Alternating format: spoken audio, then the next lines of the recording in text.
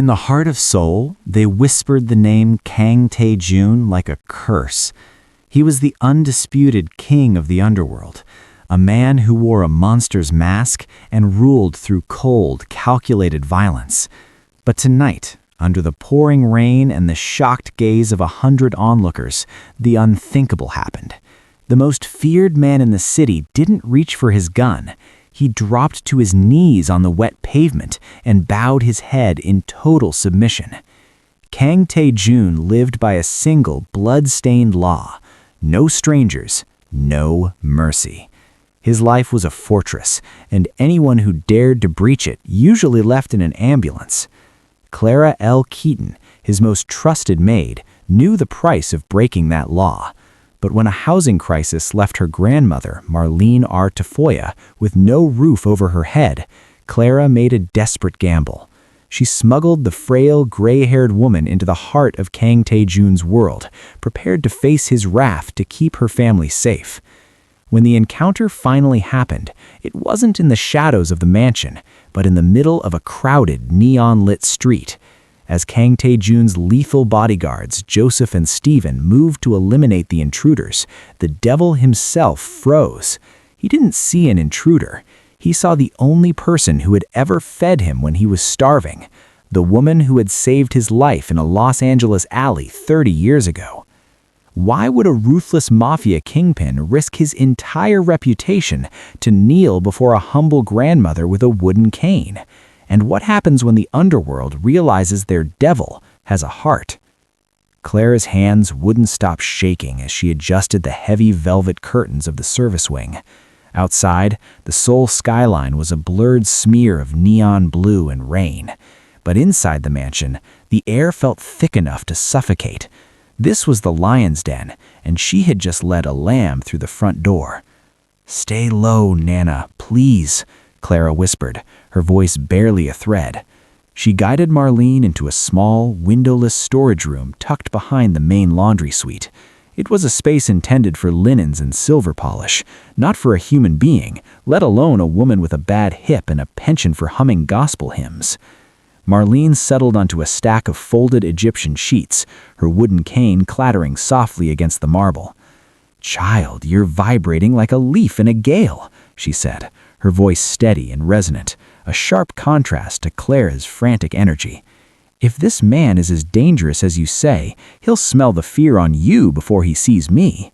"He doesn't just smell fear, Nana, he punishes it," Clara retorted, her eyes darting toward the heavy oak door. She thought of the no strangers law, a law etched in blood. She had seen Kang Tae-jun's security team, led by the stone-faced Joseph and Stephen, drag people out for far less than an unauthorized guest. To Kang Tae-jun, a stranger was a breach in his armor, a variable he couldn't control. A distant, heavy thud echoed through the mansion, the sound of the main entrance being thrown open. Clara's heart lurched into her throat. The devil was home. "I have to go," Clara panted, smoothing her uniform with trembling palms. "There's water in the flask and some bread. Do not open this door. Do not make a sound. If Joseph or Stephen find you, I won't be able to stop them." Marlene reached out, her weathered hand catching Clara's wrist. Her grip was surprisingly strong. "Clara Louise, I have walked through valleys darker than this hallway. You go do your work. I'll be right here talking to the Lord." Clara nodded mutely, slipped out and clicked the lock. Every step she took back toward the main hall felt like walking toward a firing squad.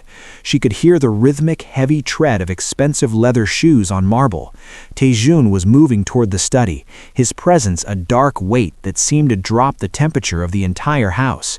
She reached the hallway just as he rounded the corner, Joseph and Stephen trailing him like silent shadows. Tae-jun didn't look at her, but the sheer aura of his authority made Clara's knees weak. He looked exhausted, his jaw tight, a smudge of something dark and metallic scented on his cuff. As he passed, Clara lowered her head, praying that the secret she had locked in the laundry room wouldn't scream out through the silence of the house. The tension inside the mansion finally boiled over 3 nights later. Clara had managed the impossible, keeping Marlene hidden in the service wing, but the grandmother's patience for hiding like a thief in the night had worn thin. When a power flicker in the mansion triggered Marlene's confusion, she simply picked up her wooden cane and walked out the service door, wandering toward the neon glow of the city streets she could see from the window. Clara found her 5 blocks away, but she wasn't alone. The street was blocked by 2 idling black SUVs. Standing on the rain-slicked pavement was Kang Tae-jun, his sharp black suit shimmering under the crimson and blue neon signs. Joseph and Stephen stood like twin towers of granite behind him, their hands hovering over their holsters. They had discovered the stranger in their territory. "Who is she, Clara?" Tae-jun's voice was a low, dangerous rumble that cut through the sound of the falling rain. He didn't look back at his maid. His eyes were fixed on the elderly woman who stood her ground, leaning calmly on her cane. "You brought a stranger into my life. You know the price." Clara threw herself between them, her voice cracking. "Please, Mr. Kang, she didn't know. She's confused. Just let me take her away. We'll leave Seoul tonight." Joseph stepped forward, his face a mask of professional coldness, as he reached for Marlene's arm to escort her away. Marlene didn't flinch. She simply looked past the bodyguard, squinting through the neon glare at the man with the neck tattoo. "Tae-juni," she said, her voice soft but piercing the silence. "Is that you, boy?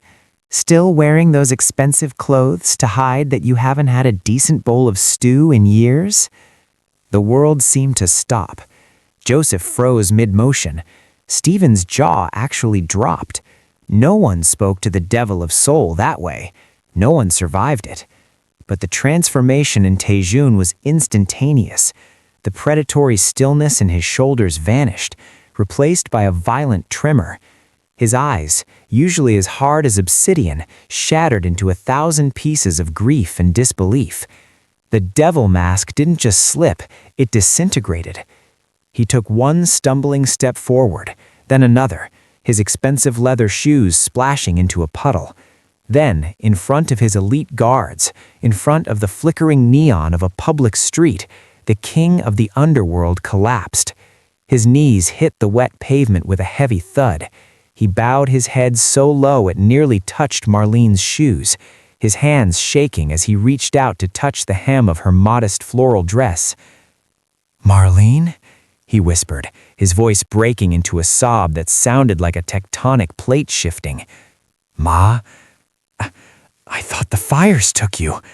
I've been looking for 30 years. Clara watched in stunned silence as the most dangerous man in South Korea buried his face in her grandmother's weathered hands and wept like the lonely, starving 8-year-old boy he had once been. Under the cold neon lights, the monster was gone, leaving only a son who had finally found his way home. The humid air of south-central Los Angeles in 1995 didn't smell like neon and rain. It smelled of hot asphalt, rotting garbage, and the metallic tang of fear. 8-year-old Tae-jun was curled into a ball in the shadow of a rusted dumpster, his thin arms wrapped around his head. He had stolen a single bruised apple from the corner market, and now 3 teenagers were taking their payment in sport. "Go back to your own neighborhood, little ghost," one of them sneered, punctuated by a heavy sneaker connecting with Tae-jun's ribs. The boy didn't scream. He had already learned that in this city, silence was the only armor he had. He closed his eyes, waiting for the next blow, but instead he heard the sharp, rhythmic clack-clack-clack of wood hitting pavement. "You get your hands off that child this instant!" The voice was like a thunderclap. Tae-jun squinted through a swollen eye to see Marlene, 30 years younger but possessing the same iron-willed gaze, standing at the mouth of the alley. She wasn't a large woman, but she held her wooden cane like a crusader's sword. "Step off, old lady," the leader barked, though his voice wavered. Marlene didn't blink.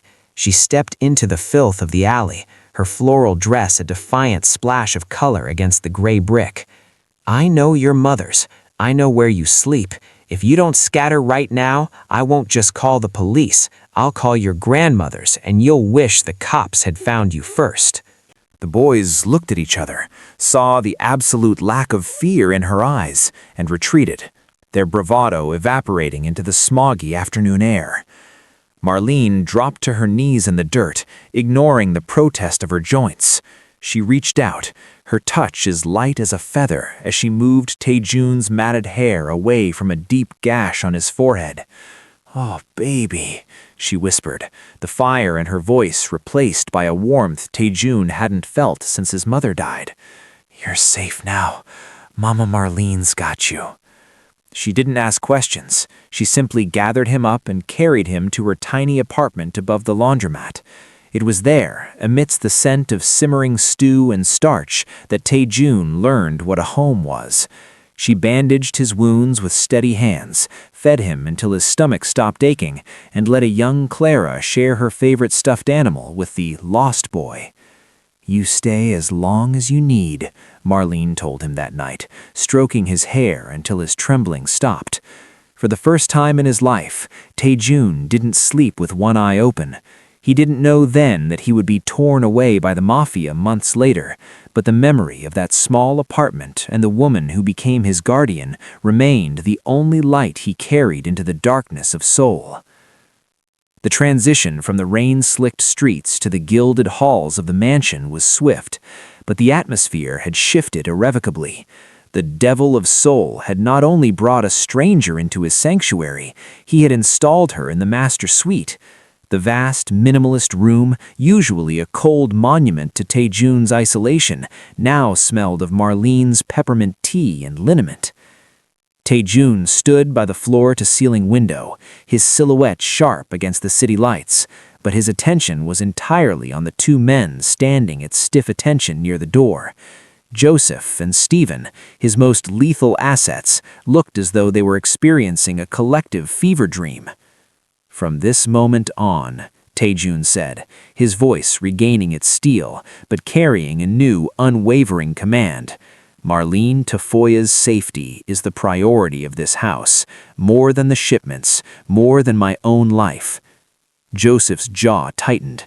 He was a man who had taken bullets for Taejun, a man who understood the language of war, not domestic service. "Sir, with all due respect, the Viper is moving on the docks. We need every man on the perimeter. Assigning the primary detail to a guest, it leaves us exposed." Taejun turned slowly. His vulnerability from the street was gone, replaced by a terrifying, focused intensity. "She is not a guest, Joseph. She is my family, and you will treat her with more reverence than you treat me." He gestured toward the tea service sitting on a mahogany table. "The tea is cold. Stephen, go to the kitchen, bring a fresh pot, and make sure the honey is organic." Stephen blinked, his hand twitching near his holster. He was trained to spot snipers at 500 yards, not to curate tea condiments. "Sir, you want me to fetch honey?" "I want you to do exactly what I said," Taejun replied, his voice dropping an octave. "And Joseph, you will assist Clara in moving the rest of Marlene's belongings. If a single item is misplaced, I will consider it a personal failure of your duty." A heavy silence descended.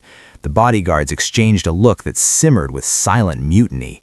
To them, this wasn't just a change in orders, it was a degradation of their status. They were soldiers in a shadow war, now being relegated to footmen for an elderly woman from a past they didn't understand. Behind them, Marlene watched from the velvet armchair, her keen eyes missing nothing. She saw the resentment burning in Joseph's gaze and the confusion in Stephen's. She knew that in Taejun's world, power was the only currency, and by forcing these wolves to act like sheep, he was risking a different kind of bloodshed. "Taejuni," Marlene said softly, breaking the tension, "these boys look like they've swallowed a bag of lemons. I don't need soldiers to pour my tea." "They will do it because I commanded it," Taejun insisted, his back to his men. But as Joseph and Stephen turned to leave, their footsteps heavy and resentful, the air in the master suite felt charged with a new, dangerous electricity. The devil had found his heart, but in doing so, he had invited a different kind of demon into his home, the bitterness of men who no longer recognized their master. The dining hall was an expanse of cold glass and polished obsidian designed to intimidate the trio of high-ranking syndicate investors sitting across from Tae-jun. The air was thick with the scent of expensive cigars and the unspoken threat of a hostile takeover. Tae-jun leaned back, his face a mask of calculated indifference, his fingers tracing the rim of a crystal glass. "The terms are non-negotiable," Tae-jun said, his voice dropping into that terrifying low register that usually preceded a funeral. "If your associates continue to skim from the Incheon shipments, I won't just take their hands, I'll take their entire lineage. Do I make myself clear, or do I need to start breaking things to help you understand?"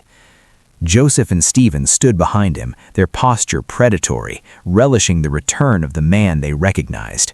The investors shifted uncomfortably, the bravest of them opening his mouth to protest, but he was cut off by the sharp, rhythmic clack of a wooden cane on the marble. Marlene entered the room, Clara trailing behind her with a look of pure apology. Marlene didn't look at the investors. She walked straight to the head of the table, her eyes fixed on Tae-jun. "Tae-jun Kang," Marlene said, her voice ringing out with the authority of a Sunday morning sermon. "Is that any way to speak to guests at your table, talking about taking hands and lineages like you're some common street trash?" The investors froze. Tae-yun's icy gaze flickered, his jaw tightening as he looked up at her. "Ma, this is business. We're in the middle of a—" "You are in the middle of acting like a fool," Marlene interrupted, placing her hand firmly on his shoulder. "I didn't raise you in that little apartment to grow up into a man who uses his tongue like a butcher's knife. You look these men in the eye and speak with dignity, or you leave this table and go to your room until you remember your manners." A pin could have dropped and sounded like a grenade. The most powerful crime lord in Seoul looked down at his plate, the thug bravado evaporating under the steady, disappointed gaze of the woman who had once bandaged his knees. "Yes, Ma," he muttered, the words barely audible. He turned back to the investors, who were staring in open-mouthed shock.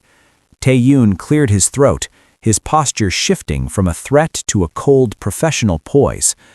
"My apologies. Let us discuss the logistics of the Incheon route again, with more appropriate language." Marlene nodded, satisfied. As she turned to leave, she caught Joseph's eye. He was suppressing a smirk, but the look she gave him, stern and knowing, reminded him that she saw right through his resentment too.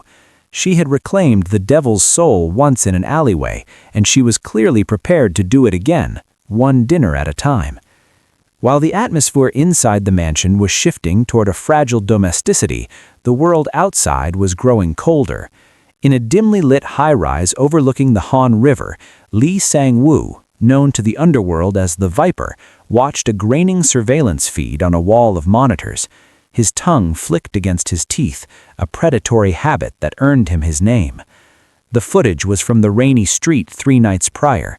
It showed Kang Tae-yun, the man who had systematically dismantled the Viper's drug routes, reduced to a trembling heap on the pavement before an old woman and a maid. "Look at him," the Viper hissed, gesturing toward the screen. "The devil of Seoul has developed a soul, and a soul is just a handle, something I can grab onto and pull until he breaks." His lieutenant, a man with a jagged scar across his nose, shifted in the shadows. "The mansion is a fortress, boss. Even with this distraction, his security is elite. Joseph and Stephen haven't left his side." "They don't need to leave his side for us to win," the Viper replied, his eyes gleaming with a malicious light. He leaned forward, tapping the screen where Marlene's face was frozen in a grainy neon-lit frame. "Tae-yun thinks he's honoring a debt. He thinks he's found a piece of his lost childhood. He doesn't realize he's just pinned a bullseye to his own chest. If he's willing to kneel for her in public, imagine what he'll give up to keep her alive." The Viper turned away from the monitors, a cruel smile spreading across his thin face. He's soft now. He's distracted by memories of stew and lullabies. We don't attack his shipments this time. We don't hit his warehouses. We go straight for the master suite. He began to map out the tactical strike on a digital blueprint of Taejun's estate. He knew about the hidden service entrance Clara had used. He knew about the blind spots in the garden during the shift change.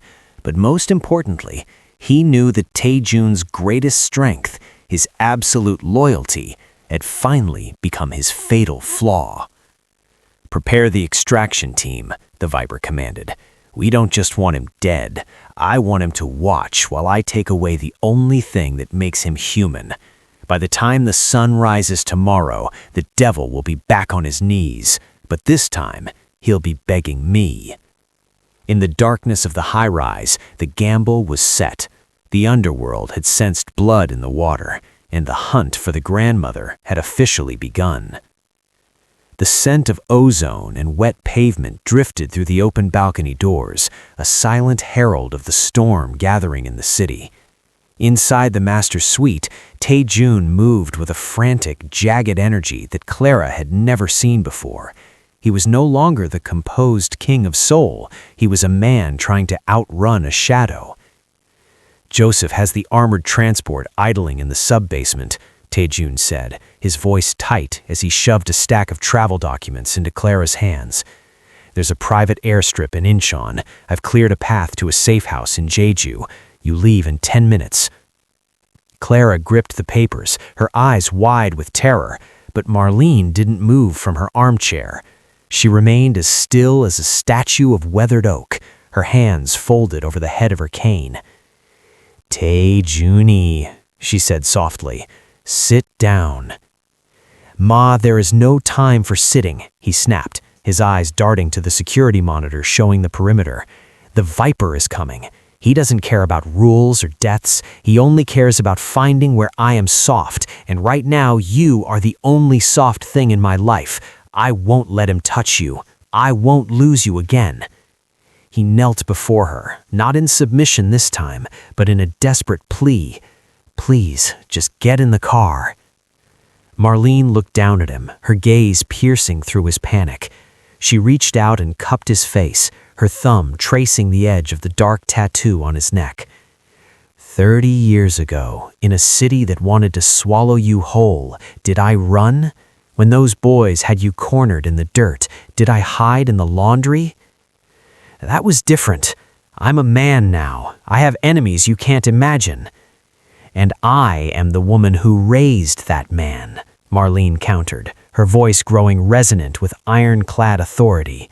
I didn't teach you to be a monster, Taejun, but I certainly didn't raise you to be a coward who sends his family away the moment the wind starts to howl. You move us now, and you'll spend the rest of your life looking over your shoulder, waiting for the next threat to make you run again. She leaned forward, her face inches from his. You are the master of this house. If this Viper wants a fight, you give him one, but you do it with us standing right behind you. We are not your weakness, boy. We are your blood, and blood doesn't run. Taejun felt the frantic beat of his heart begin to steady. The shame of his own fear burned away, replaced by the cold, familiar clarity of the devil, but tempered by Marlene's light. He looked at Clara, who took a deep, shaky breath and nodded, then back to the woman who had saved him twice. "Joseph," Taejun said into his lapel mic, his voice dropping into a lethal, calm vibration. "Kill the engines on the transport. Seal the gates. We're staying. Tell the men to prepare. The Viper is coming home to a trap." The storm finally broke, not with thunder, but with the shatter of the mansion's reinforced glass. The Viper's men came like shadows through the smoke of flashbang grenades, their boots thudding against the marble, the air filled with the deafening roar of automatic fire and the acrid smell of spent gunpowder. Taejun was a whirlwind of lethal precision, his movements fueled by a desperation he had never known. He fired from behind a fallen mahogany table, his eyes darting toward the corner of the master suite where Clara and Marlene were pinned down. He saw a mercenary circle around the flank, raising a suppressed rifle toward the women. "Clara, down!" Taejun roared, but he was too far. Before the assassin could pull the trigger, the heavy wooden cane whistled through the air. Marlene hadn't cowered. She had timed the man's approach, and with a strength born of decades of survival, she jammed the tip of her cane into the mercenary's throat. As he gasped, Clara didn't scream. She acted. She lunged forward, grabbing a heavy bronze bust from a pedestal and swinging it with a primal cry, catching the man squarely in the temple. He went down in a heap, and Clara immediately scooped up his dropped sidearm. Taejun felt a surge of pride that nearly distracted him from the bullet that grazed his shoulder. He gritted his teeth, sliding into the cover beside them. "I told you to stay down. And I told you we were blood," Marlene shouted over the chaos, her gray hair wind-swept, but her eyes burning with a fire that rivaled any soldier's. "Don't you worry about us, boy. You finish this." The bedroom doors burst open again. It was the Viper himself, flanked by his last two guards. He looked at the scene, the devil bleeding, a maid holding a gun she barely knew how to aim, and an old woman standing tall with a piece of wood. He laughed, a cold, rasping sound. "This is your empire, Taejun, a nursery." The Viper raised his weapon, but Taejun was faster. He didn't just fire to kill, he fired to end the nightmare. At the same moment, a shot rang out from Clara's shaking hands, catching one of the guards in the shoulder. The distraction was all Taejun needed. He surged forward, taking a hit to the thigh, but refusing to fall until he had his hands around the Viper's throat. They crashed through the remaining glass of the balcony, tumbling into the rain. As the Viper struggled, he looked up to see Marlene standing at the edge of the shattered window, looking down at him with a gaze of pure, righteous judgment.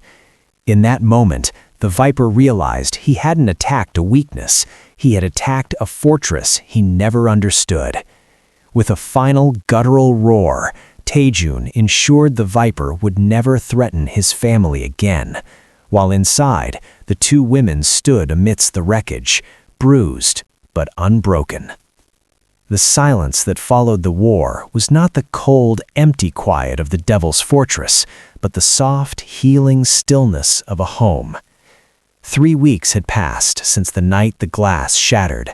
The mansion had been repaired, the blood scrubbed from the marble, and the Viper's name had been erased from the ledgers of Seoul's underworld.